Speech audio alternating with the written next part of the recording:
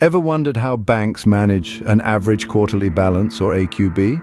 It might seem like a daunting task, but it's a critical operation that banks undertake to ensure smooth financial transactions and avoid penalties. Let's delve into the process step by step.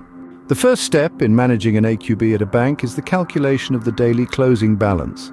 This is the total amount in an account at the end of each business day. It's after all the deposits, withdrawals, transfers, and any other transactions that have taken place during the day have been accounted for. Next comes the accumulation of these daily closing balances over a quarter.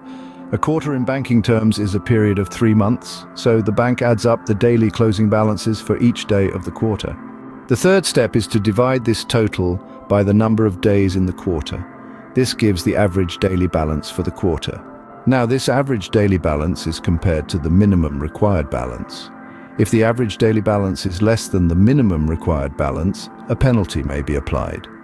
The key to avoiding this penalty is to ensure that the average daily balance stays above the minimum required balance throughout the quarter. In case the AQB falls below the minimum required, the account holder should ideally deposit the shortfall amount at the earliest. This will help in reducing the penalty, as the penalty is calculated on the number of days the AQB was below the minimum required.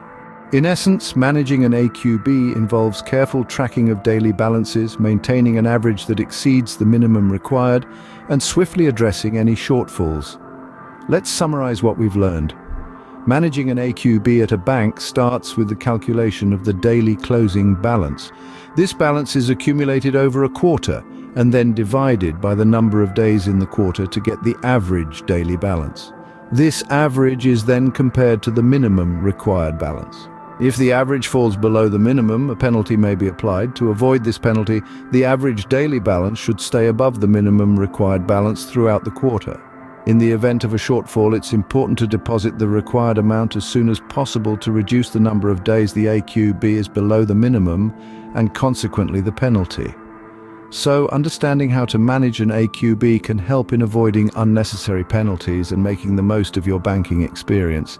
Remember, a well-managed AQB is a sign of a healthy bank account.